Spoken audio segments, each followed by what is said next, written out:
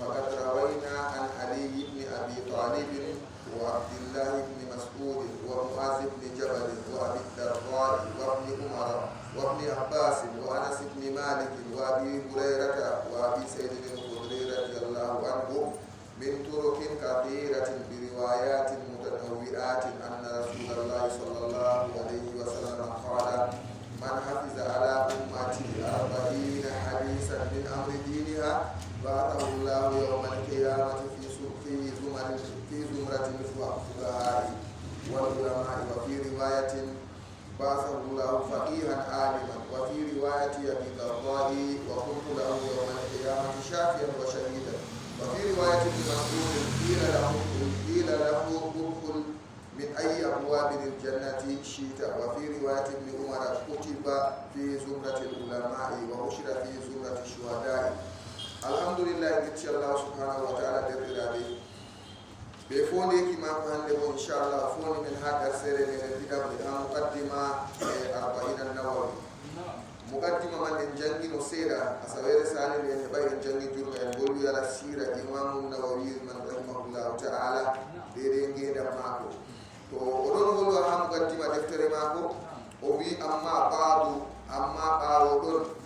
ولو بديدي وولوينو وباسمي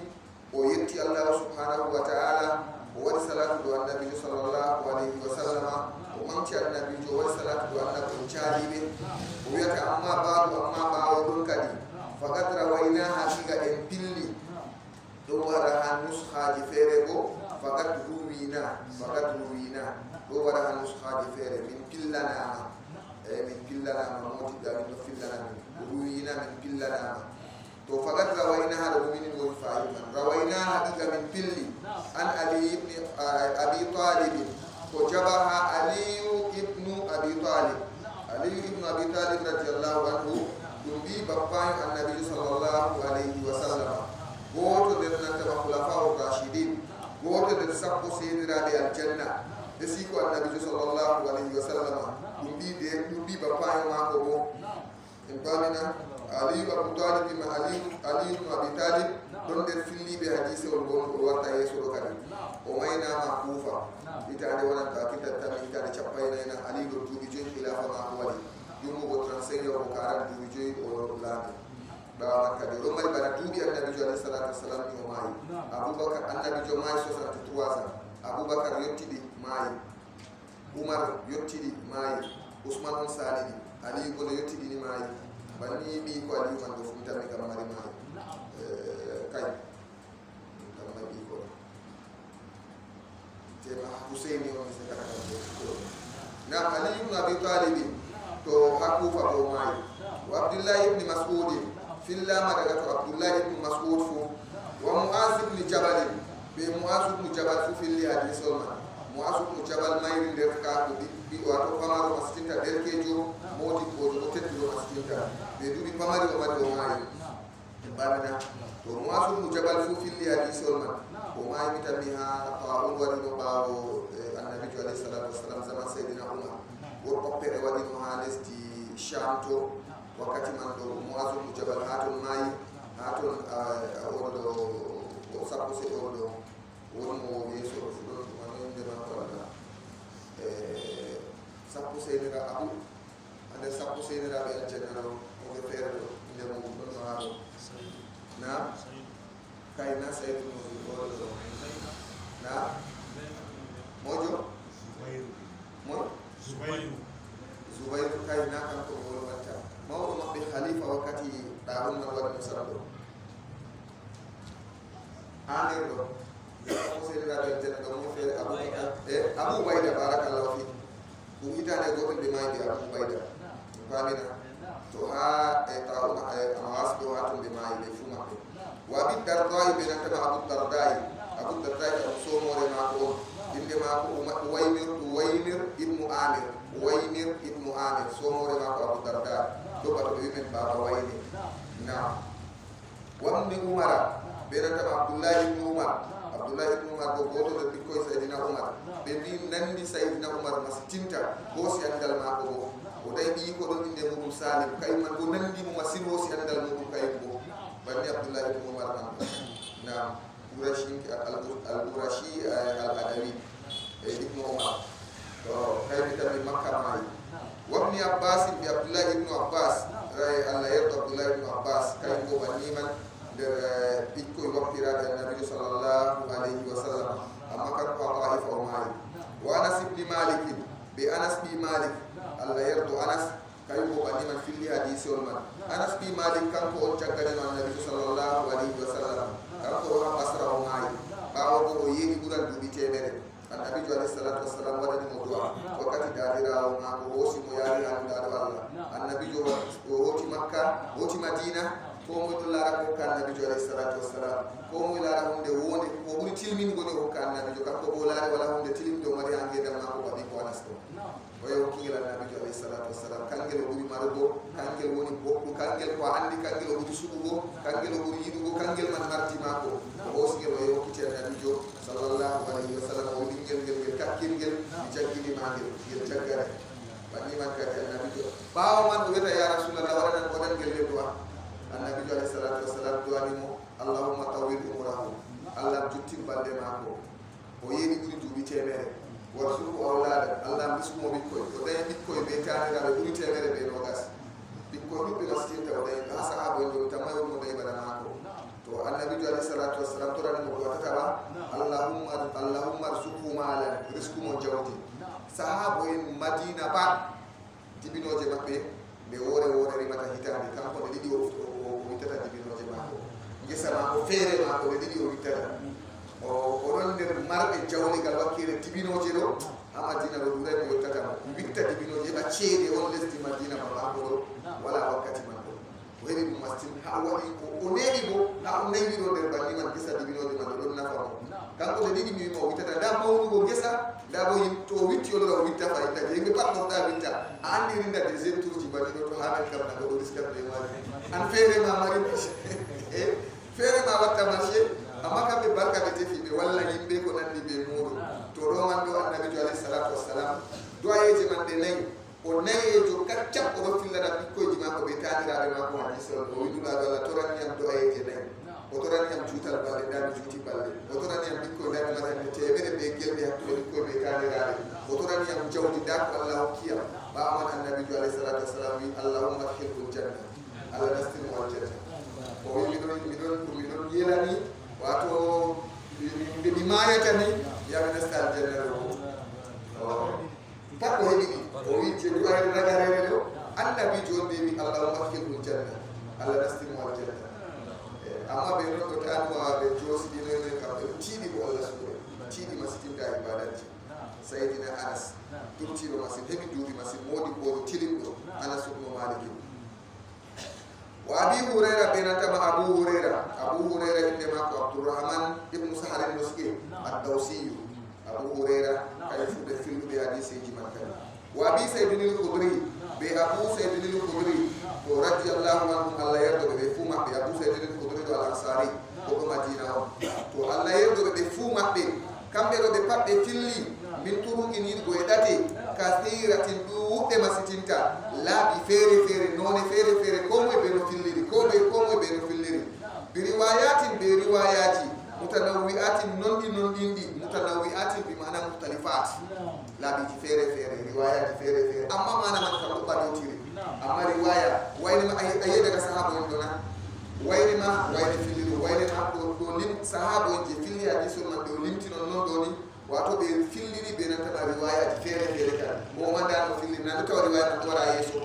wa fi riwayatin do kay mo yata bi riwayatin be nan ta fillayeji mutanawwiatin non di ba wi goyo fere bodo do none fere lafzul man do wutiri fere bodo filliri lafzul man fere bodo sanadul ma ko Abu Hurairah bodo sanadul ma ko Ibn Mas'ud bodo sanadul ma ko Ibn Abbas do won woni ko yata yo min turugin kasira ma lawol gol be filli ha yottinu la walla do duru la di man di to riwayat man dede ko be bima wa fi riwayatin dalu lafsirabo do go fere fa yetta do wattikani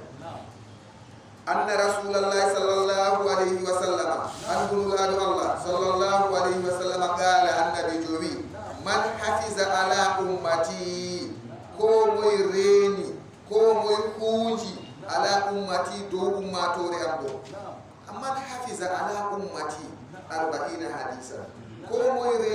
rena ni ummatore am ni wigo modi be don biya zahirul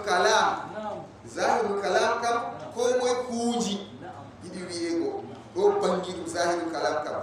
to ko moy kuuji hadisi capannay e amma to ha mana kam atawa ko moy kuuji ngam sabbo ummatore ngam fi dina ummatore ngam yarugo wato dina yawgo yesu na kuuji go non der hore innama ekkitingo yimbe kayum man hutinira do mara haaje fayinta na hifsa wala dana be maje non en pamina na hujago je mana maje non do innama to heɓoto kam manda hutinira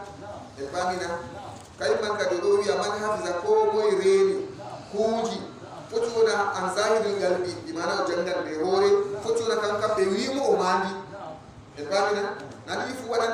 o nasiman ka wawata lornugo amma be do don mani ko saali der ton kam to do fu der kunjugo man dum woni kadi modi be do biya kunjugo ngam sabbo andingo ummatore mako wato go kunji ngam jangina ummatore ngam dum nafa ummatore umma o hutinira ummatore hutinira man hafiza ko moy kunji ko moy reni ala ummati ngam sabbo ummatore am renani ummatore am dero 40 hadisan hadise di chapan ne ko de yeje ni min amri diniha yidgo e fi dina mare wato ko laara ni ko suli dina mare ni asutta hadise chapan ne tan o yese de yeje be yeje hadise chapan ne ngam sabbo dina ko laara ni hala dina ni ko moy reni hadise ji madero do ba asahullahu yawmal qiyamati jawmirawo dum minan mo yende dargal fi zumratil fuqaha'i ha jama'are modibe wal ulama'i e modibe didi fuudum modibe amma wodi ko sendirta al fuqaha wal ulama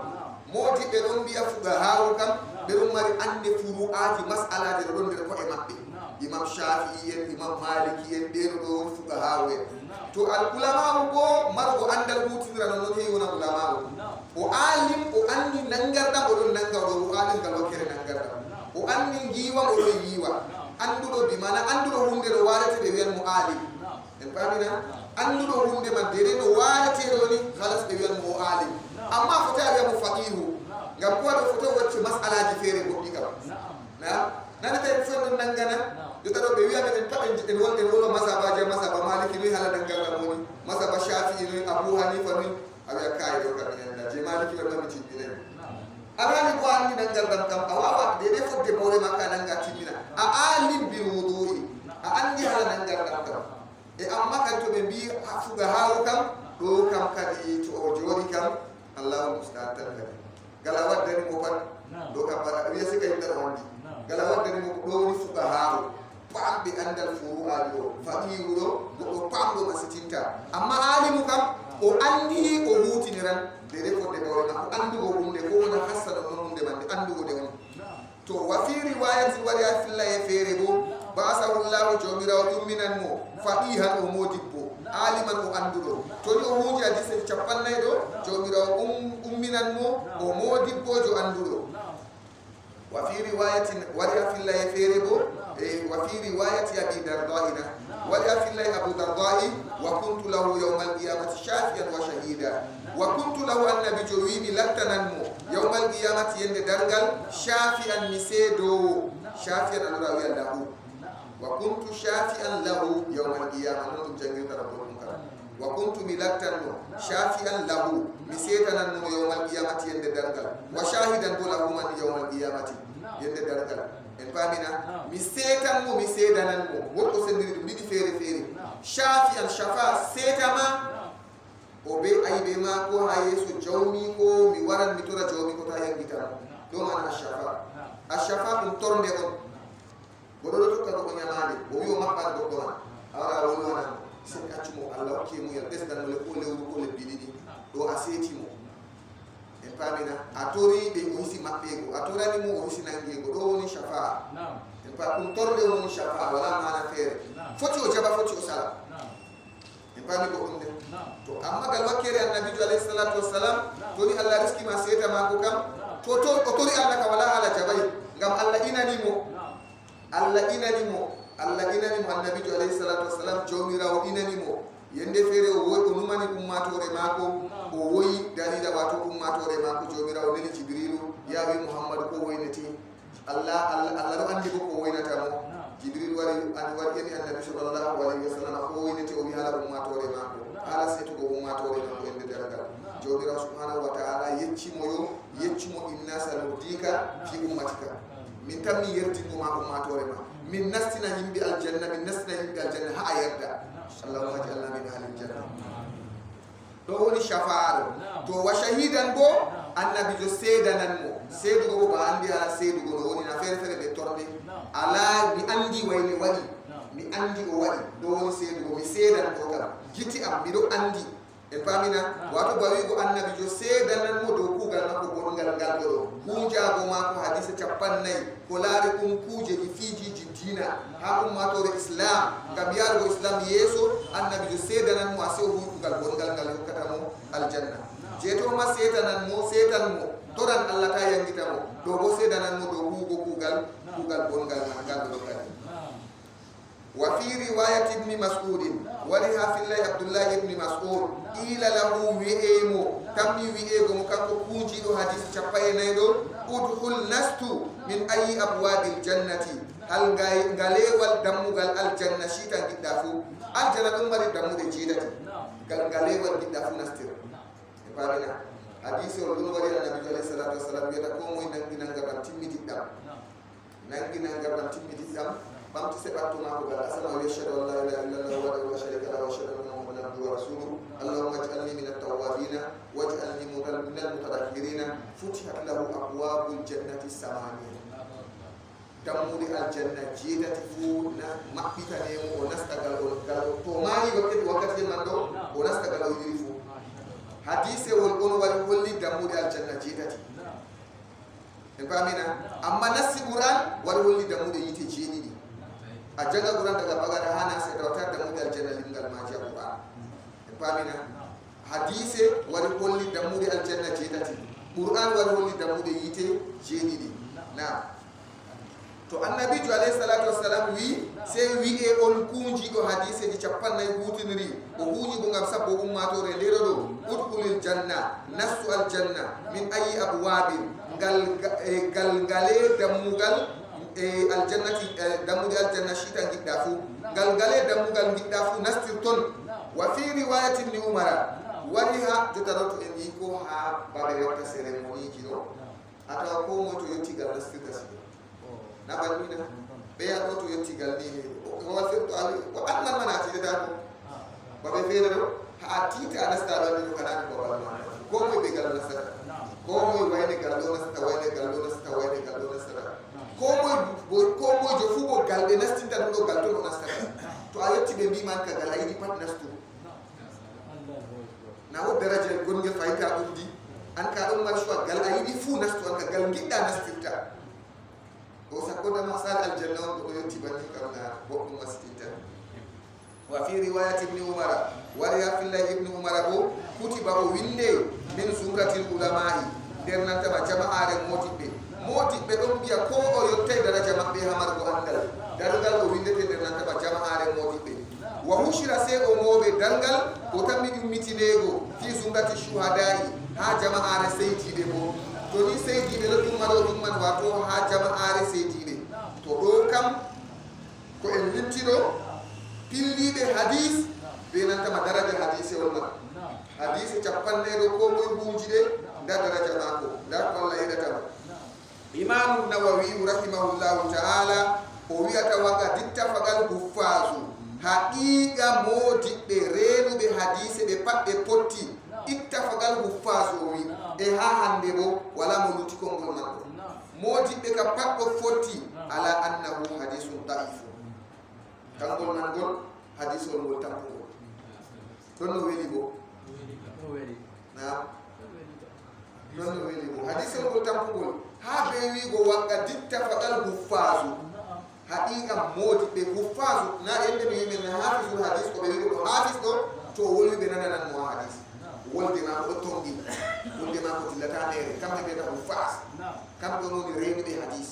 imam buhari en imam muslim en bayhaqi en daraqutni en ɗo marɓe sunanji ɓe nantama sahiji musnaduji ɗo kamɓe woni ko fasul hadis to kamɓe ɗo boliɗe maɓɓe yenata ɗo mere amma ɓe pat ɓe ɗo potti ɗo hadisol ngol man ɗo ngol tampugo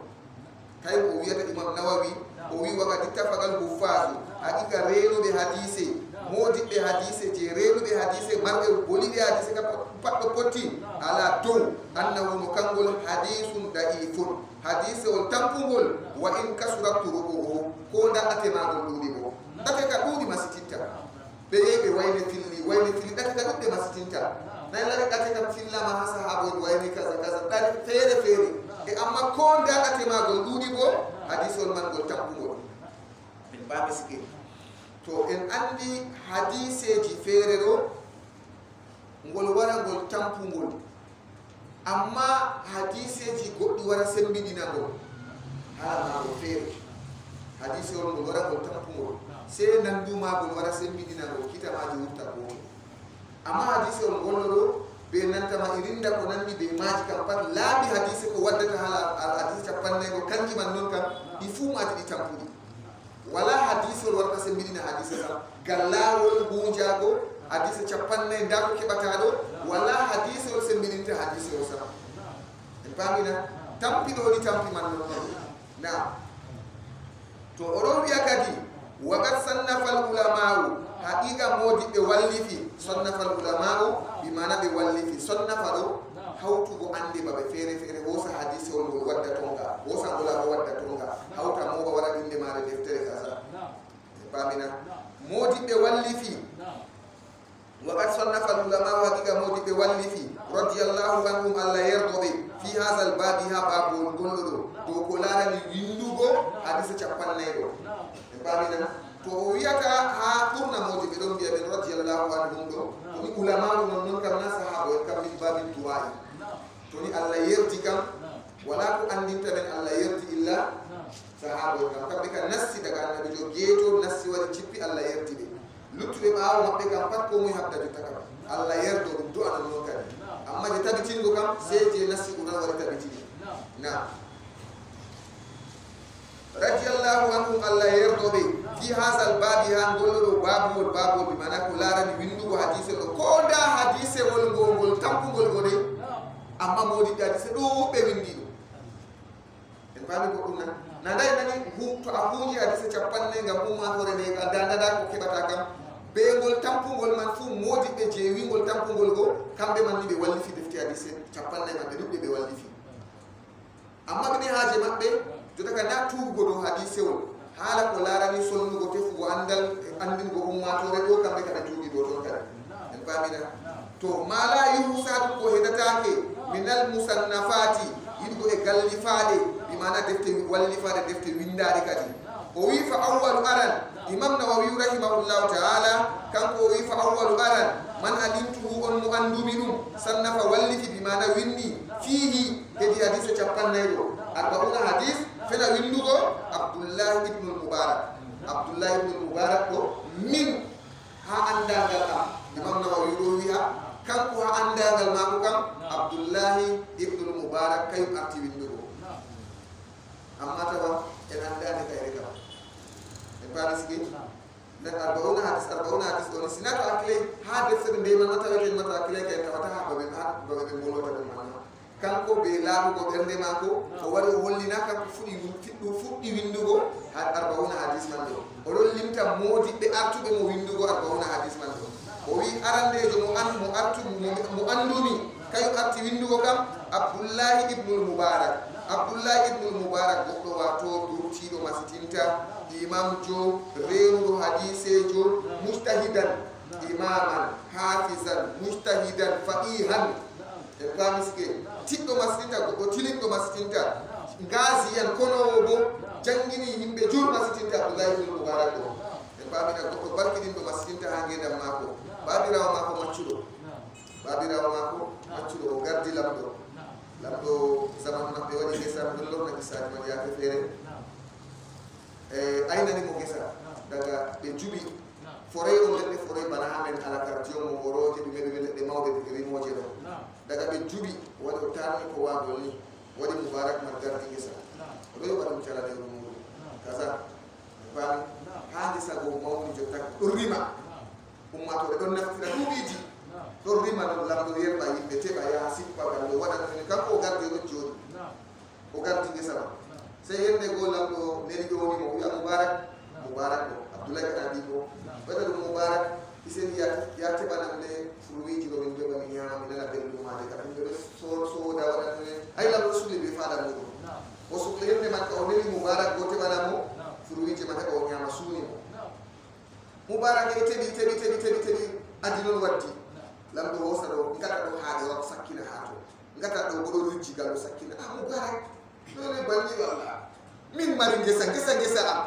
waddana ma min bomi nana bellum gesa ma waddane do haadi do lammi do rijji ko mi wadi ma mubarak na yi fedo wede kam wari mubarak ya mubaraka ma kadi adon no madi daga gesa man ajubi juba ajoyni am ni gardi haato aduna nay yam mi metta ko gotel sakonda men da guma jena daga gesa man pamarum do gardi kan ko kam o gardi do gardi me rete o wore do metta sa ko wanda do lammi do rijji do ni do mi mede mettu do ikka be wara ko be yerba to gari ente ba dillira ho sa no rinda bambe rinda gelo di dillira do ka panna ka mako sola hales di do panna je mako o heba dunga yere ho su nyamo durtare do wara ta durtare zahi durtare colli nyaman dum yimbe ma nyaman amma kan ko do heba dunga yeri no menen mettu ko sam lamdo jodi jurgi ni nay hala ko nasdar do rasul masih mere mettu ko ni oy barka man amere dungan go yam nyama amere dungan go yam na ado sifto rakam na amere wi go yam yo mi ko sa ko wore non mi mukka sa ko da yanda de do ricci do bo lammi do bo weni ni anda mi ka buma ci sa lamdo wi mo sahi ma ke sa misali ma ke sama o si ni ko mo gidaro teni mo fayita wati be sira wala to na Allah da bunyal o do no ba mo ko ko wala si da ngesa da debbo kam ko man be debbo go dai hawti dai Abdullah do gadi ibn Mubarak amma waccu do lamdo to o wi bodo do min kam andi arti windugo deftere man dero do summa Muhammad ibn Aslama koti Muhammad ibn Aslama do ak usidu sinkejo o do ngam do windi dum kadi mi do andi o do fu windi al alimu anduro bi mana modi bojo ar rabbani rabbanin kejo rabbani do modi be don biya to be bi go rabbani do wato ar-rasihu fi maqamil yaqin mutudo ha ande wato andu tahqiqe yaqin ha ande rabbani do ko dewo Allah maskinta jangire wan Allah wato ta dewal ma ko buran jangirde ma ko rewo Allah maskinta mutinde andal be nanta ma yaqina ko nden bo rewal jawmira subhanahu wa ta'ala maskinta do mari yaqin do mari wato dewal do woni ar-rabbani min ar-rabbi do jagguno Allah wala rabbani do goddo on rasulullah hakkilo ma ko pata jaggan go jawmira subhanahu wa ta'ala jagganan Allah masin kala ko wata fatu ibada on ka ko mako kala ko wata pan min bali do lawo ibada ko nyiri do ni sinaga mo heba sembe rewa Allah na mata nyiri do non ka ko wona ko rabbani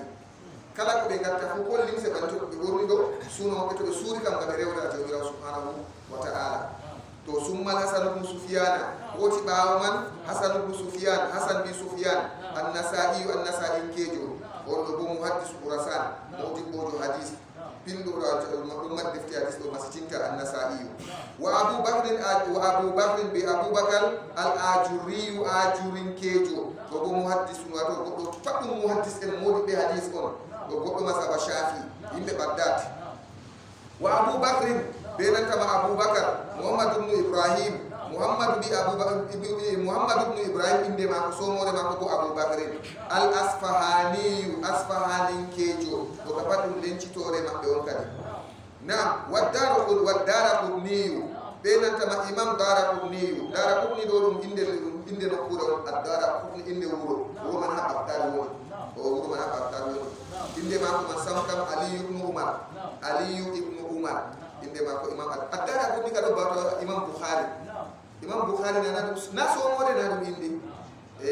Muhammad ibn Idris inde ma ko sige Muhammad ibn Idris Abu Abdullah ko so mo de ma ko amma Bukhari do dumani o bana Imam Muslim bu wani kay ko so mo de ma ko man tan Abu Hussein na Muslim ibn Hajjaj Abu Hussein to oɗo addara kurni ɗo inde mako Ali ibn Amir naam ɓe rosono mo tawi kam Abul Hasan al-Faqih marɗo wato deftere tilinde masjidta Daraqutni wal hakimu be imam hakim inde mako kanko bo metan Muhammad ibn Abdullahi an-Naysaburi imam hakim o windi deftere ɗon tilinde inde mare al-Mustadrak ɗo deftere man kayre ɗo o waɗi o tokkiri laaɓi Bukhari be Muslimi wato kayre ɗo nde wonanno ha sahihul Bukhari be Muslimi fo o windi inde deftere tilinde masjidta Mustadrak wato laawol ngol imam Bukhari tokkirta filla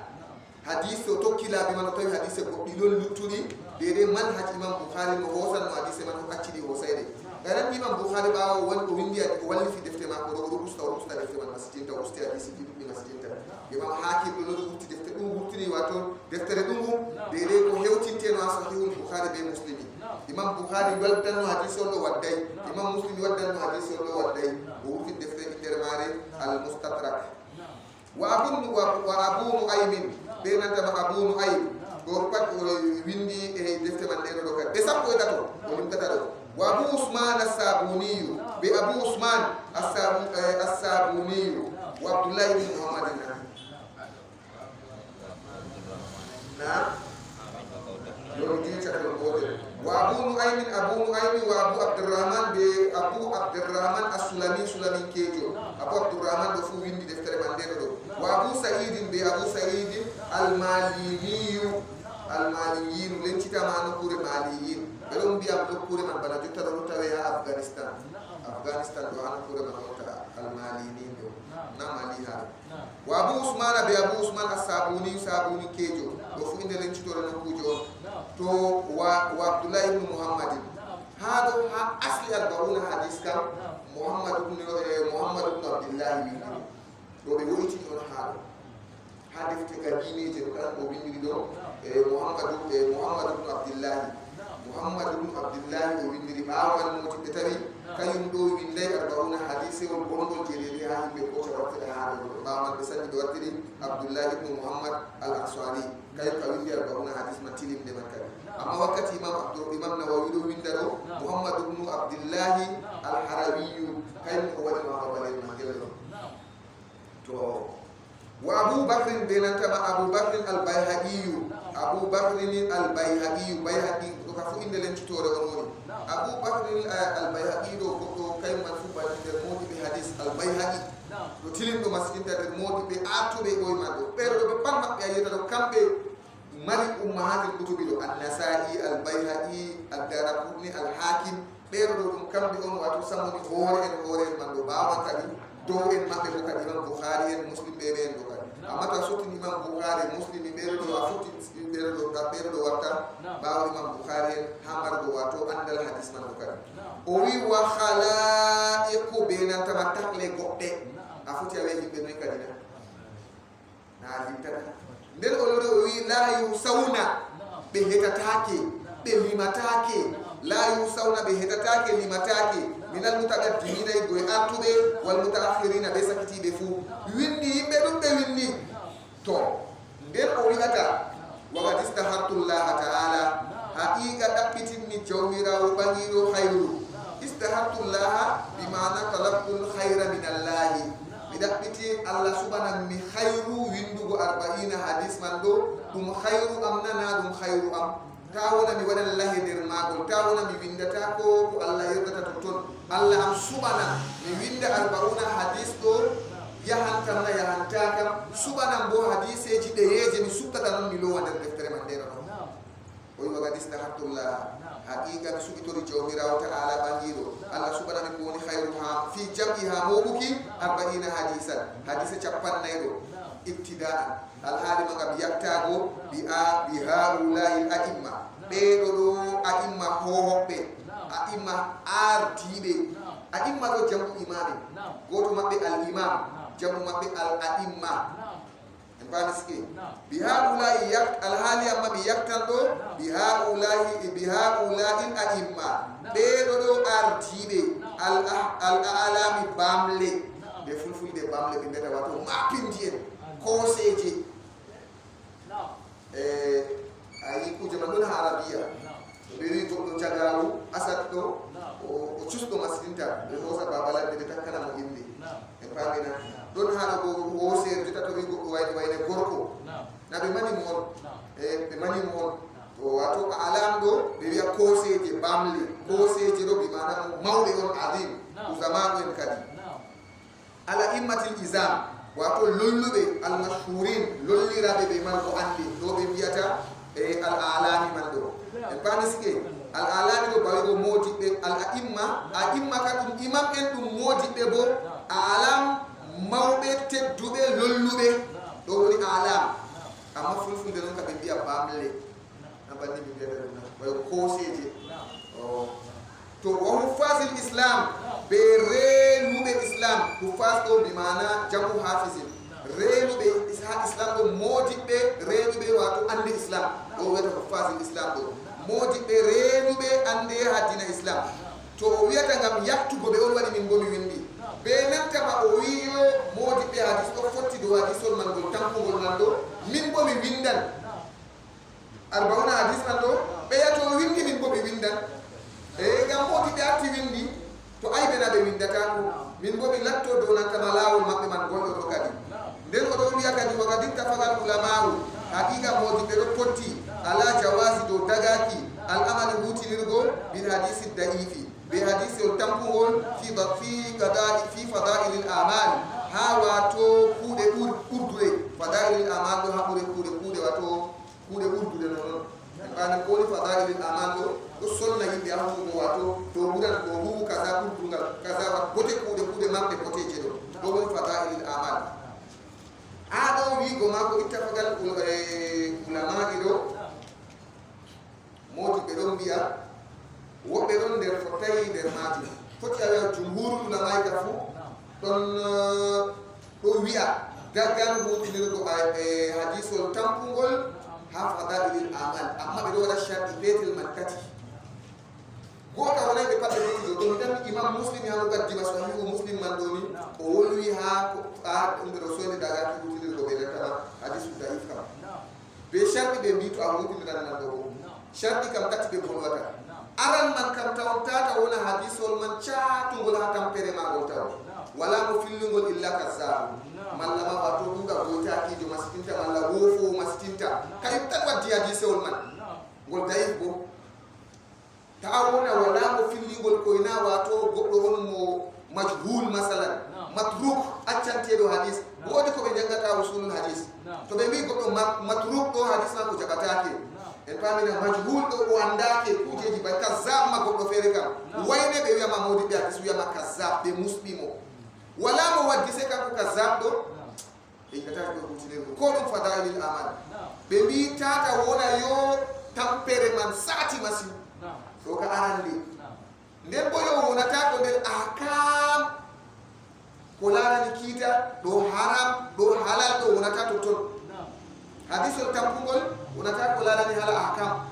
kaza ɗo dagan kaza ɗo ɗo haram kaza halal hadisol daif ɓe wutinirta ko a toɓɓere ma ko larani aqidaji hadisol daif ɓe wutinirta ko agal wakkere man ɓe jalata ko ɓe nantama aqida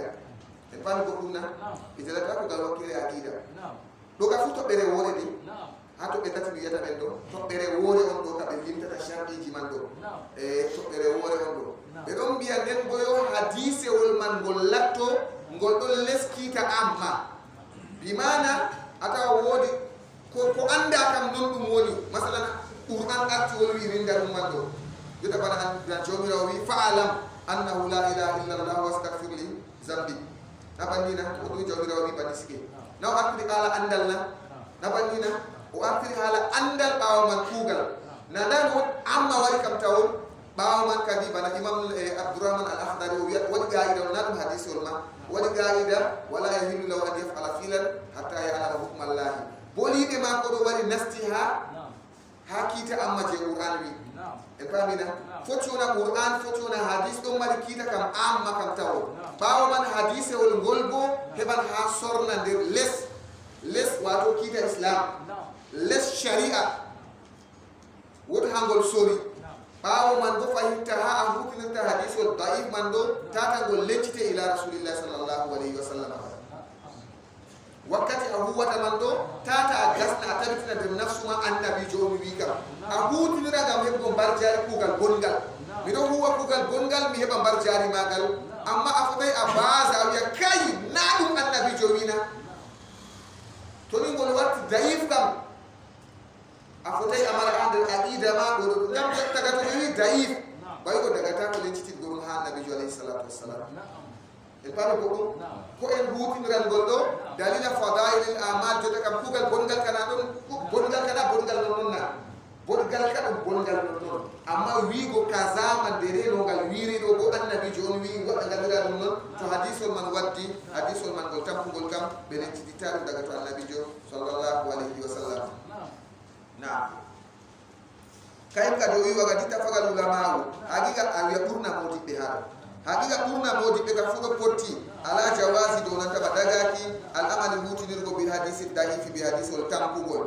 to fi fadailil amali kamɓe man fu ɓe lutay ka ɓe mbi ha fadailil amal ha kuje lattire ɓurdude no noon en pat en ɗo andinanima sumugo ka boɗɗum masalan alal misal ɓe mbiya mana sumugo ka boɗɗum ɓe gaddane sumugo lewru rajab ɗo masalan hadiseji cahiɗi wadday ala sumugo sumeteɗu wowɓe ɗo en pamina ha ɓe inni ɓaɗa nder sumeteɗu wowɓe sike lewru rajab ɗo a tawan hadiseji ni bagare cahigol ka wala ko goto amma lewru rajab ma to ayi suumu annabi alayhi salatu wassalam na wina ko moy suumi ñandere fi sabilillahi jomirawo daynamo yike jahannama e sab'ina harifa hadisewol togo wari nasti les ɗo ngol tampugol kam amma hutiniran ngol ngam woodi hadisol bingol ko moy suumi ñandere wore fi sabilillahi jomirawo daynamo yike jahannama e sab'ina harifa duɓi cappa e jeeɗiɗi heyayna ha ɗo nde a yummi fu suumu an kam nde ɓe wima suumu boɗɗum pat ta lencutu sahi be sa hay pat suumu an kam ngam nda nde ɓe wi ko nde cuumiɗa sinani ñalowmari haɗade mo e pamina man sama yawman fi sabilillahi ba'adahu llahu wajhahu anin nari sabina harifan hadis on kangol cahigol to hadiseji ɗon waɗi hollini ɓure suumay sike to dede jotaka ko tampuɗe wari go a hutiniral tampugol man ngam nda hadisol cahigol waɗi sahini a dow wural suumay to irinda banni en ɗo kadi nam no yeeso man wa ma haza hawtade be bolwaɗum ɗo imam nawawiyu rahimahullahu ta'ala o wi konda be banni bo falaysa timadi tugaki am wala ala hazal hadisi ɗo ngol hadisol feere magol kam o wi hadisol ngol modiɓɓe pat tuugiɗo min kana kangol tan tugumi kam en pamina wato han mukaddimaji artuɓe ɗo ɓurna fu ɗo tuugi dow hadise artugol ɗo ɓe tuugi ɓe windi kam amma kanko imam nawawi o wiyata min kam tuugorgal am na kanjum tan tuttumi kam hadisewol ngol modiɓɓe wolwi ɗo je man noy o wino hadisewol man ɗo na man hafisana noy o wiyata en jangino hadisewol man na man hafisa ala ummati 40 hadisan o wina dow ngol ɗo min ka tuugumi na kangol tan mi tuugi e paami goɗɗum na hadisewol ngol ɓeya to tuugi kam o wi falaysa timadi tuugaki am wala ala hasal hadisi dow ngol hadisewol tan min kala kangol tuugumi mi windi defte o wi bal accu ala qawlihi sallllahu alayhi wa sallama dow konngol maako annabijo sallllahu alayhi wa sallama fil ahadithi ha nder hadiseji a sahihati cahiɗi na won annabijo ha wiyo li yuballighi shahidu minkumul gaiba o wi hajjatu waɗani tan mi o wi li ngam a shahidu seediɗo minkum nder moɗon yuballighi o hewtinana algaiba benniɗo mo yaldiri haɗɗo annabijo alayhi salatu wassalam ha ɗo waasa ɓe ɗo yeccaɓe kasa sharia ɗon annabi ɗo jangina ɓe ɗo nde o jangini ɓe o jangini ɓe o wiyata to kala mo yaaliri ha nokkure ndero ɗo pat yaha matinana on mo yaldiray ha nokkure ndero ɗo kala jaalirɗo fuu yaha yecca mo yaldirayi en pamina o wi to kangol sahihul hadisol man imam bouhari waddingol muslim waddingol muttafaqun alayhi kangol kam o wi min kam daɓes daari ko waɗi mi tuugi mo min bo je mi nani hadise 40 ɗo min kam mi andida hadise 40 dede ko wiyata nder maji kam cahiɗina o wiya waɗe kaza acce kaza ɓe hadise 40 ɗo ko waɗi o jangina yimɓe ko annabi jowi minani annabi jowi kaza min bo mi yecca mo da ko annabi jowi o sutta capanne o matina ummatore da ko annabi jowi e pani haje makko na li yuballighi shahidu minkumul ghaiba ngam yaadirɗo nder moɗon hewtinana birniɗo kadi mo heɓay wari e pamina garɗo kam ho jottinana ɗum kadi wa qawlihi be naddama konngol annabijo sallallahu alayhi wa sallam wi ba fahinta naddara allahu mra'an sami'a magalati fa wa'aha fa addaha kama sami'aha to o wi naddara allahu annabijo sallallahu alayhi wa sallam waɗi du'a haɗo e pamina annabijo du'ani o wi naddara allahu yella allah nemiɗin naddara allahu bi mana jammal allahu wa hassana allahu allah wo'in wato yeeso imra'an neɗɗo allah moƴƴu wo'in yeeso maako allah nemiɗin mo to imra'an neɗɗo sami a nanɗo magalati bi'ol am o nani wolinde am o nani nda ko annabijo wi annabijo waɗani on maddu'a kala nanɗo komi wi fu o reningol en pamina sami a nanɗo magalati bi'ol am fa wa'aha o reningol ɗo bi mana o mandigol o nani o mandigol mandugo ɗo wato hunja wiita ewtinangol en pamina ewtinangol fa wa'aha o reningol fa wa'aha o reningol ɗo mi wima wato wiitugo ngol o nani ko annabijo wi o reningol o mandigol o ewtiningol bo bi mana o mani ko annabijo alayhi salatu wassalam wi fa addaha o hokkitingol bi mana o lorningol kama samiya banano o naniri haɗɗo ɗon mari gi'e seɗɗa ka ta goɗɗo sanja bo yiɗi annabijo alayhi salatu wassalam annabijo alayhi salatu wassalam haltani ta goɗɗo wi'anamo ko o wi'ay man kasaba alayya falyatabawwa maq'adahu minan nar ta goɗɗo wi'a ko o wi'ay kay o wi man sami'a e naddara allahu mra'an sami'a magalati nanɗo bi'ol am fa wa'aha o reningol fa addaha kama sami'aha o lornitingol bana no o nanirigol kay waɗi yaake feere to modi ɓe mbi hadise o qala rasulullah sallallahu alaihi wasallam ɓe yecci ɓe lora ɓe mbiya aw kama qala rasulullah malla ba to won ayɓe bo nano mbimi ɗo bana no annabijo man wiiri kadi heɓa ɓe wurta muskila to annabijo waɗi du'a hadisol ngol ɗum ngol cahigol summa kadi wooti imam nawawiyu ɗo yecca men kadi summa minal ulamayi wooti ɗon nder moodiɓɓe man jama'a on moɓanɗo arba'ina hadise capannayyi o hawtade fi usuli dini ha asliji dina ha ko larani aqidaji usuli dina asli dina ɗum aqida on hay o ko larani usuli dini ɗo haala al imanu billahi al imanu bil malaika al imanu bil yawmil akhir bil kutubi ɓe ɗum ɗo ko larani aqidaji al imanu bil yawmil akhir al imanu bil kafay sirani ɗo nuɗɗingo kafay sirani nuɗɗingo wato misan jiya yende dargal ko hunde nde laratake usuli din ko haɓɓete nder ɓerde en pamina kala ko haɓɓete jona nder ɓerde ɗo ɗum nder usulu din ɗum woni to goɗɗo feere ɗo o windi arbauna hadis kam hadise capannayyi kam amma ko larani aqida tan o windi e pamina imam nawawi ɗo yecca modi ɓe ɓoyma men man ɗo ɓe windi kam amma ko moye subta nda anniya mako kaza o windirta fi usuli dini wa baduhum yoga maɓɓe bo ɓe bindi arbauna hadis fil furu'i har furu'aji furu'a bo haala nangarɗam haala tamamuye haala senwere pat ɗum nangarɗa ɗum senwere man on kam giwa pat ɗum senwere man en pat haala julde haala hijju ɗo ka pat furu inde majum en pamina furu kana ɗo bana lisena usul go asli man sam usul kaza to furu go lise go kadi woɓɓe feere ha furu'aji hadiseji ko larani furu'aji wa baduhum yoga maɓɓe mo wallifi windi arbauna hadis man kam amma fil jihadi ni ko larani hala konuji non noon kamɓe ɗo ɓe bindi hadise capannayyi kam amma haala hadiseji ko larani kono tan ɓe gaddi hadiseji ma capannayyi fu wa baduhum yoga maɓɓe bo fi zuhudi haɓar fitinare ko woni zuhudu ɗo modi ɓe ɗon mbiya e famɗugo solanɗo duyaru ɗo woni fitinare bana goɗɗo mon jangginare isamugol ngo na o solanayi duyi o faalay duyaru man na faalay duyaru man hande kam to anen goɗɗo gesa banni kam na chantier ji o darnata sakko tama duuɓiji nayi ɗo nana ɗum ɗo waɗana kala ko ayni ko do fande dum problem non tan tum se so de sen be mako do kama hande kam so ngada dereji de abdiya da sati ko wore ha ho kam hunde ro ngada dereji o sinya be non pada wala tawata hunde man sam na amana famiti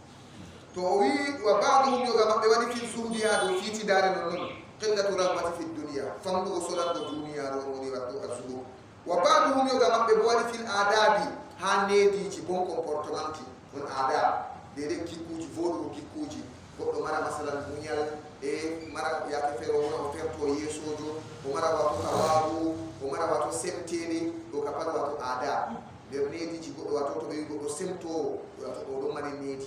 wato nder wulugo gonko gollugo o fewata sam do fu nder adab ji kujeji ɗon wato haali mumini jo mara oɗo ɗona adab ji mako o nder maji wona o custo e dina kam wato o ɗumana o cinganan dina o custo fu tawna o kullo sam o fu nder nder ɗum nediji julɓe allah e pamisike to yankinare kujeji ni ɗi ɗuɗɗi kadi to anan adab ɗo sawa kujeji jur kadi yankinare semtede ɗum koye man hawa to kujeji adab ɗo wa ba'dhum yoga mabbe bo fil khutabi ha khutbaji nularo Allah sallallahu alaihi wasallam yoga der nanta ma wato modibbe bo be bolwi ala khutbaji nularo Allah alaihi salatu wasallam khutbaji mako ha tele khutbaji mako wato ha yake fere ma wasu non khutba do yimbe hajjatul wada kunandi be mudum khutabji annabijo alaihi salatu wasallam do mande bindi arbauna hadis man ka amma do khutabji mako tan Imam Nawawi rahimahullahu ta'ala o wiyata wa kulluha kalamaji ɗi fuumaji maqasidu ɗum nufayeji salihatun labɓi boɗɗi masitinta o wi nufayeji boɗɗi mo windi ko larani usulu dini nufaye mako wonde mo windi ko larani furu a nufayere mako wonde mo windi ko larani jihad nufayere mako wonde mo windi ko larani zur kanko fu nufayere mako wonde mo windi ko larani adab be hutam ɓe pat nufayeji maɓɓe boɗɗum anniyaji maɓɓe ɗo boɗɗum masitinta wallantina to o wiyata Imam Nawawi rahimahullahu ta'ala o wi radiyallahu an gasidiha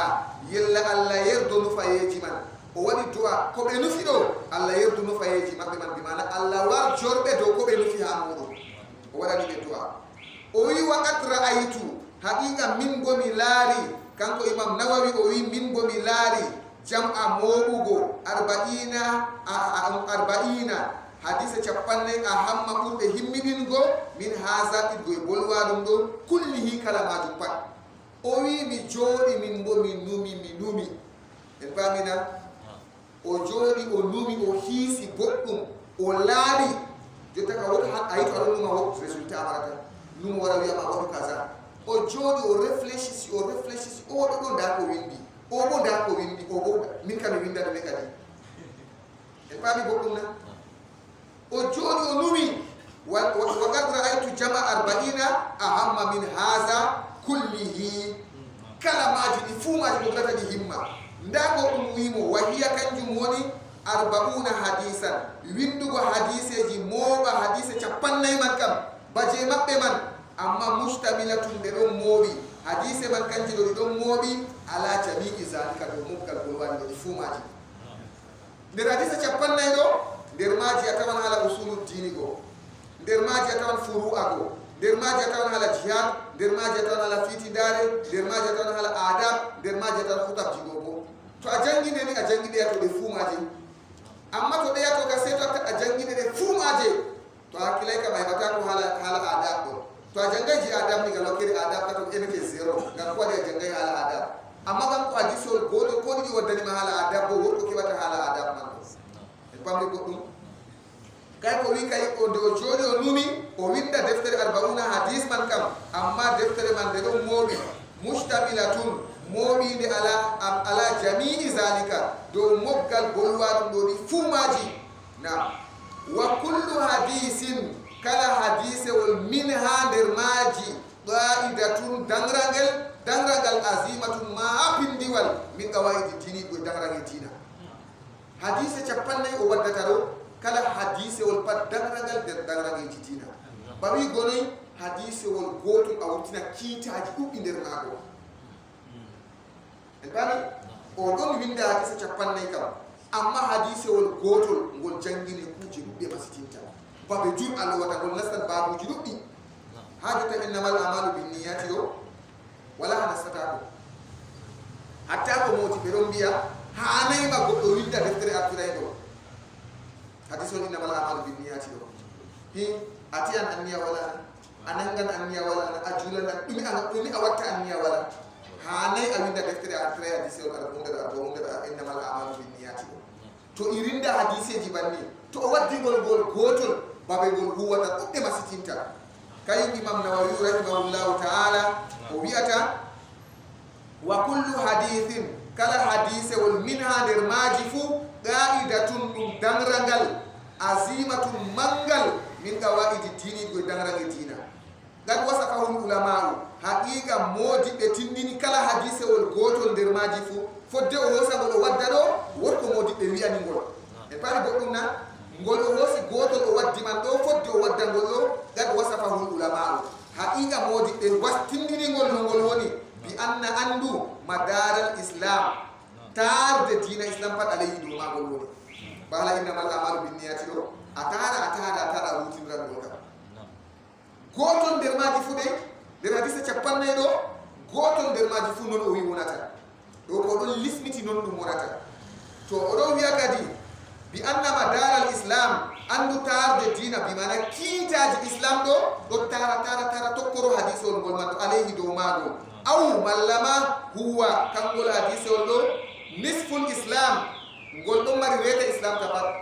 atama na kan ko feni wigo modi be islam wiyata modi be hadise modi be wiyata hadise on gol kan reta islam en pamina nisful islam aw sulusuhu mallama sulus islam ya ga fere be biya hadise on gol kan sulus islam imam shafi'i en be do kan be wi gol ka be biya kay gol ka nisful islam gol ka sulusul islam en tamita o godi ha yeso to bimana wato yo hadisol man kan gol to a hosi gol a fami gol a hutini gol reta islam ka fada do mari reta islam ka fada do hama masalan al hadisol al halalu bayyinun wal haramu bayyinun wa bainahuma umurun mushtabihatun do dun der hadisi ki man halakul ladhi haramul ladhi hakkude maji do jiddu dubbe ne ringe fu anda on dentudo subuat o renti nedda ma ko be on bukkudo do subuat o do to ali a hosan mon andina reta dina maka fu adani hande shubu ama ayida to luti halal ni kan wala ko subtata galo kere fa gudu mara problem samni anta problem banni ko kere hunde fu na to wi aw sulusu mallama sulutada bil islam aw na wa zalika mallako nandi be bolwaru do kadi summa hoti bawo ton imam Nawawi do wiya altazimu midol lismito fi hadhihi al arba'ina midol lismito bi mana midol umrito hore am fi hadhihi al-arba'ina ha do hadise ji capannay do mi do wajibono do wore am an takuna no de latto sahihatan li shahide kam hadise ji man do foti wona qawiyatan bi mana foti wona goddi kam hasan ko nandi be mudum hadi paddi wona sahihatan kam modi be do biya to ayi tawan hadise ji fer ko kan ko an to wadde bi hasan ko nandi be mudum won tadi fu ngam to ayi hadisu sahih kam pat fottama do magol gol sahih man non en bamina to amma wi go mako sahiha don do bi mana hutinirte gol qawiyatan gol cembidin gol foti wona hasan foti wona sahiman non wa mu'zamuha urna maji go mu'zam do boy go duddum maji ka fu mu'zam sembe maji kam pat fi sahihai ha chahi didini al bukhari wa muslim urna maji kam pat ha bukhari be muslim o wi hadise ji fere atawa sahihul bukhari hadise ji fere atawa sahihul muslim hadise ji fere ko taw muttafaqun alayhi hakkunde hadise jatata ha muslim be ha bukhari be muttafaqun alayhi man do bakinta no gas e jeena hande ado na hadis man nani buri rena kam no gas e jeena kanke kam imma ha bukhari imma ha muslim imma bo muttafaqun alayhi 29 hadis kabat to ha wi ko mako 40 hadis bo daga ko windi man hadise man cappanne e didi en pamina ragare do tan hadise cappanne e didi timmi nden bo wi 40 hadis modi be dum biya arab en dum mari al aada limu go hunde to sali go didi tati yottay sappo fu be biya 40 malla ndero salasin malla 50 ko nandi be mudo 50 foto na cappan joyi amma wi 50 non tan ngam ko wadi yottay 60 to do be dum mari to habbay sappo fu be lora be biya kasaman non dalila ma ko wiri o wadi cappanne e didi amma wala do 40 hadis go modi be fere bo do wi cappanne e tati hadise on ɗon mi tan min taw gono gas e jeeɗiɗaɓol hadise ɗiɗi woni ha nder maɗo en paamina hadisol no gas e jeeɗiɗaɓol ɗo hadisol gotel arandewol timmi on ɗo waddi hadisol gongol sam amma limko tat jamnayi waɗanaygol limgal to a limigol noni ngol wonan ɗi wurta 4 e amma kadi hadiseji man ɗi ɗon tokkidiri wato ɗi manamaji gooti kanjum waɗi o tat jamnayi wato limgal man feere amma ɗi feere feere ɗiɗi feere feere ha ton kadi nam o wi wa mudamu ha sembe maji ɓurna maji ɗuɗɗum maji fuu fi sahihayi al-bukhari wa muslimin sahihde bukhari be muslim o wi wa asduru a miɗon limtaɗi hadiseji man ɗo miɗon limtaɗi mahzufatal asanidi moytaɗi sanaduji ɗo bawigoyo haddasana fulan ɗo moytanɗi an abi hurayra an ibni abbas an ibni umar tan o wiyata amma fodde ƴumma ha maako dilla abu hurayra ɗo na yimɓe ɗon ɗuɓɓe o wi o moyta yimɓe man kamɓe fuu maɓɓe malla mana ha imam nawawi ha bukhari o hoosisike ƴumma bukhari ya abdourahman ibnu awfin malla ya abu hurayra anas ibnu malik ƴumma imam muslim ya ha sahabojo ɗo ɓe ɗon ɓe ɗuɓɓe mastinta feere wonan tato pamarum man feere nayo feere jowo fodde ko hayta sahabojo to ɗo pat o wi o ittanɓe ngam heɓa ɗum hoyta nam wa askuruha min limtande mi waddande mi innande haɗo mahzufatal asanidi moytaɗi sanaduji ko waɗi li yashula ngam hoya laamum ella ɓe mbiyata haɗo haaje maako ɓe ittugo sanaduji man ɗo li yashula ngam hoya hifsu ha renugoɗi heɓa en madirani ɓe koyɗum waya ummal intifau biha al intifau kadi wonta hoyɗuma al intifai waɗi ngam wi liyaskula hifzuha li ngam hifzuha renugo ɗi yaskula hoya waya ummal bo al intifau biha al intifau naftorago biha be majum bo waya umma e huɓitina fa'il man e intifau on wontan haɗo inchallahu ta'ala to jawmirawo ɓangiɗo muuyi kadi summa hooti udbi'u ha miɗo tokkina ɗi hadise 50 malama deftere man ndero ɗo miɗo tokkina ɗi bi babin babol ɓawo to mi limti hadise 50 fi dabɓi ha mandugo hafiyi suuɗiɗi alfazi ha lafasuji magol lafazuji maji woodi hadiseji goɗɗi ɗon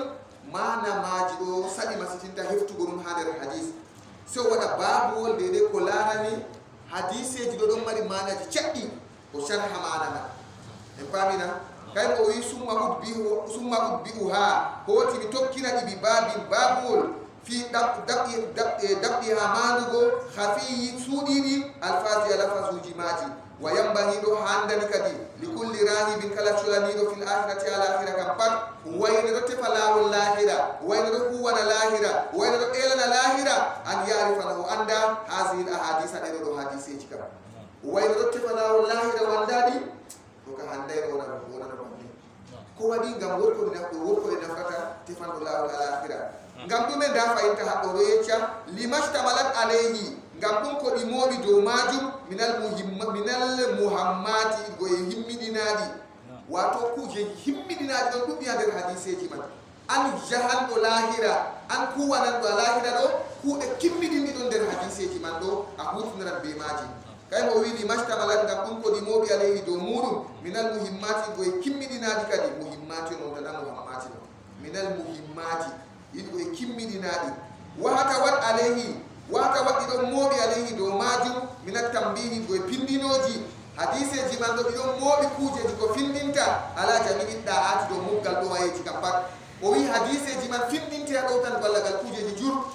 ɓe pamisken wa zalika bolwa ɗum ɗo zahirun bangi ɗum ɗon laaɓi wangani liman tadabbarahu on taskitaniɗo hadiseji man ɗiɗo ɗo kadi on taskitaniɗo ɗum wa alallahi dow jawmirawo tan itimadi tugakiyam mi windat deftere ɗo na andal mi yeyri miɗo tuugi dow Allah wallatam laagay natana Allah miɗo tuugi Allah wallatam wa alallahi dow jawmirawo itimadi tugakiyam wa ilayhi fade maako tawfidi yofteki wato fiyam bimana o fawwidu amri ila Allah miɗo yoftani Allah fiyam bimana Allah woni wallowo wakkati Allah woni fondu am be sawaba wastinadi be tuuga kiyam istinadu pat dum tuuga go komi ñeeri man momi tuugi komi tuugi mido tuugi jawmirawo subhanahu wa ta'ala wala hul hamdu kanko wato yettore wodani wa nimatu be mo e pat Allah woni gettetedo Allah woni bo mo o kala mo erende alaari yettima fu immi daga to Allah ko nda tokkirigal goddo go wa ma bikum min ni'matin fa min Allah wala mo ere wodanta mon go nabi daga to Allah wa in ta'uddu ni'matallahi la tusuha wa billahi wa bihi be ma ko kanko jawmirawo at-tawfiqu fondeki e fandare Allah on fondata goddo e fandare de ko Allah man yerti Allah fondu en wal ismati be denal wal ismatu de ni at-tawfiqu wal ismatu do billahi fondeki e fandare fondeki e sawaba do be Allah on fondata goddo be sawaba Allah on fondata goddo be fandare e kanko on bo woni renata goddo to o reni bi adamajo se bi adamajo nastaro huwa ko Allah man yirgata tan ni kadi seetina en lorna sunoma nan en lorna harfa wa mana amma ba'du bawul gode de ko sali faqad rawaina haditha en pilli e wi men do jangira be ruina min pillana an ali ibn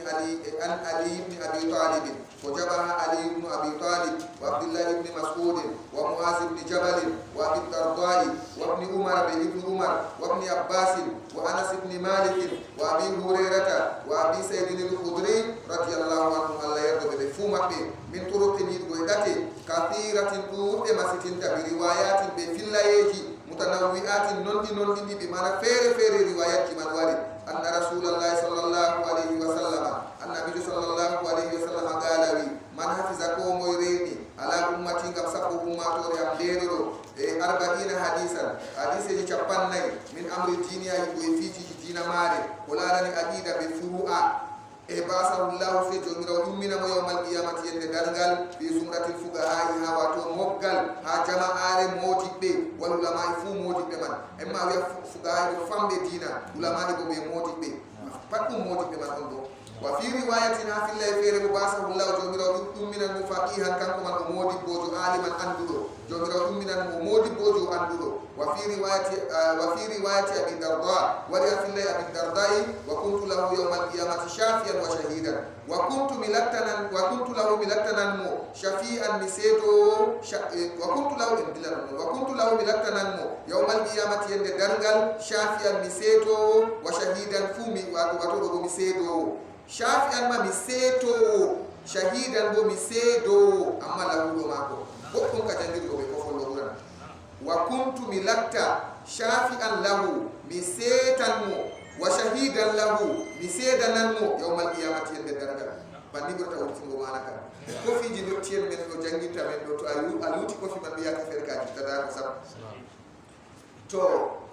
wa fi riwayat ibn mas'ud wa ya fi Allah ibn mas'ud qila lahu wi'emo udkhul nastu min ayi abwabin galgale wal damugal jannata al janna shita gidafu wa fi riwayat ibn umar wa ya fi Allah ibn umar kutiba sayru winne fi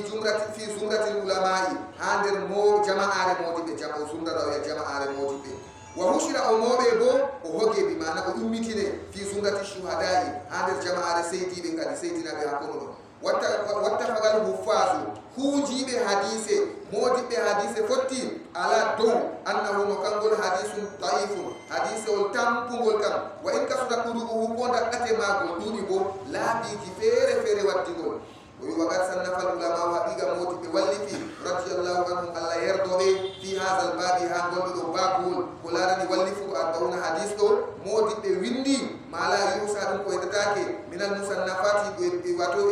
إغلفادي دفت بنداري فأول أن أرن من علمته أن مغندمين صنف ويندي فيه كلارني 40 حديث عبد الله بن المبارك ثم محمد بن أسلم الطوسي قوت محمد بن أسلم الطوسي العالم الرباني ثم الحسن بن سفيان قوت حسن بن سفيان النسائي كيجو وأبو بكر الآجوري وأبو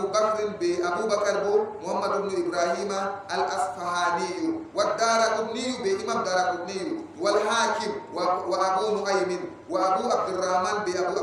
السلمي كيجو وأبو سعيد بنتما أبو سعيد الماليني وأبو عثمان بنتما شومتيرو أبو عثمان الصابوني وعبد الله بن محمد بعبد الله بن محمد الأنصاري وأبو بكر بأبو بكر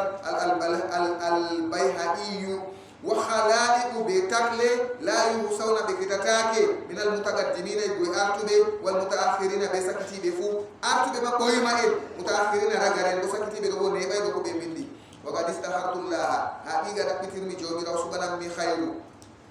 تعالى جومي تعالى سبحانه من خير في جميعها موبكي 40 حديث جبان نيرو من قومي ويندا اقتداء كم يكتبوا بهؤلاء بيرودو الأئمة آرتب بمعنى أئمة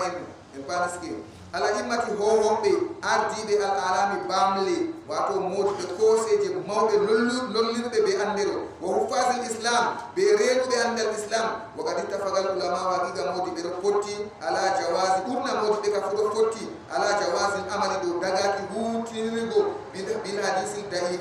ننتبه حديث التنقل دو دقان هوتينيغو في فضائل الأعمال هاواتو كولاراني كودو كادي وما هذا أوكاد بماجو فليس اعتمادي توغا كيام كولا على هذا الحديث دونغول حديث بل أتشو على قوله صلى الله عليه وسلم في الأحاديث يجي الصحيحة شاهدي ليبلغ الشاهد منهم الغائبة لينغام الشاهد سيدي دو ياليردو يبلغ هيوتنا منكم درمودو الغائبة بيرنيدو سيدي دو ياليردو درمودو هيوتنا بيرنيدو وقولي بكم قلنا صلى الله عليه وسلم ندر الله إلا الله نيمين امرأة نكو سمي أنندو مقالتي بيول أم فوعاها أورينيغول فأداها أهوكتيغول أولورنيغول كما سميها بانانونا نيغول كريم ثم هوتي من العلماء يقول مودي بي من جامع موكتو 40 حديث چپن نيغو في أصول الدين أصول الدين وبعضهم يغمق في فروع وبعضهم في الجهاد بعضهم يغمق بها جهاد وبعضهم في الزود في تدارن وبعضهم يغمق في الآداب نيدي جنون وبعضهم في خطبها خطبة النبي صلى الله عليه وسلم وكل كلمات فو مقاصد نفايج سوالية لب بوبي رضي الله عنه يرضو أن قاصديها نفايج مدير دوكاني وقد رأيت أنك من قملار جمع موبكي 40 حديث جباني أهم برد همين من هذا التدين تقولوان كل كلمات فو وهي كانت وني 40 موبك حديث جباني حديث مشتملة موبيدي على جميع دوموك ذلك قولوان حديث جباني موبدي يرو فو ماجي وكل حديث كلا حديث فو من هذا الماجي قاعدة واتو دغرغل عزيمة منغل من قواعد الدين دغرغل دينا قال وصفه العلماء وقيل مودي بتنديني حديث الغلدو بأن مدار الإسلام أن تار دين الإسلام كفت عليه تار دوما وكان كلا حديث الفنون غلودا أو هو من لما كان قول حديث فت هنا نصف الإسلام ريت الإسلام فت دوما غلوني أو سنسوه من لما كتب الإسلام فت دوما غلوني أو نحو ذلك من لكنا نبي بولوان دوكنا ثم هوتي التمس يقول لسمتينو في هذه 40 هذه دو حديث چپن من لما دفتر حديث 40 حديث دو أن تكون ندلتو صحيحة شاهدي وموزنها قرنا ماجفو تتر ماجفو بمعنى أكثر ماجفو في صحيحيها شاهد البخاري ومسلم وأذكرها من لنتل محذوفة الأسانيد مويتا لسنا دوجي ليسكولا غامبويا حفظها مانغوري واتو حفظها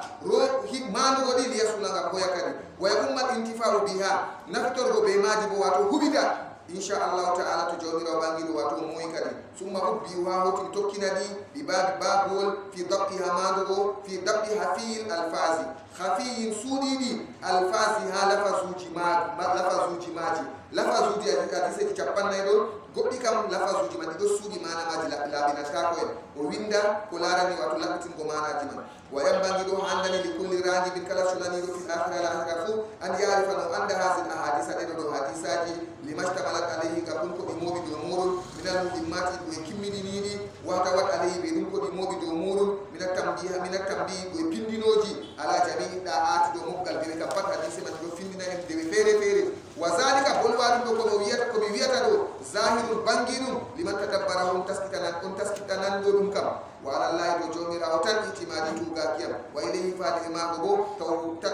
tafi wiidi jofteki fi am ka pat faade jomirawo wastinadi ɓe tugakiyam ka pat dow allah on mi tuugi wala hul hamdu kanko wato yettore wodani wannimatu be mo'ere kanko on gettoje wodani wannimatu be mo'e bo kanko wodani kadi wa bihi tawfiqu wa tawfiqu fondeki e fandare be sawaba bo bihi do tabitoro be allah wal ismatu denal bo bihi be allah man non allah reynu en allah fondu en allah sukol wotinen do subhanakallahumma wa bihamdika wa nashhadu an la ilaha illa anta nastaghfiruka wa natubu ilayk. ربنا آتنا في الدنيا حسنة وفي الآخرة حسنة وقنا عذاب النار. ربنا اغفر لنا ولإخواننا الذين سبقونا بالإيمان ولا تجعل في قلوبنا غلا للذين آمنوا ربنا إنك رؤوف رحيم. اللهم أرنا الحق حقا وارزقنا اتباعه وأرنا الباطل باطلا وارزقنا اجتنابه. اللهم أحينا مسلمين وتوفنا مسلمين وألحقنا بالصالحين. اللهم اجعلنا ممن يستمعون القول فيتبعون أحسنه برحمتك يا أرحم الراحمين. وصلى الله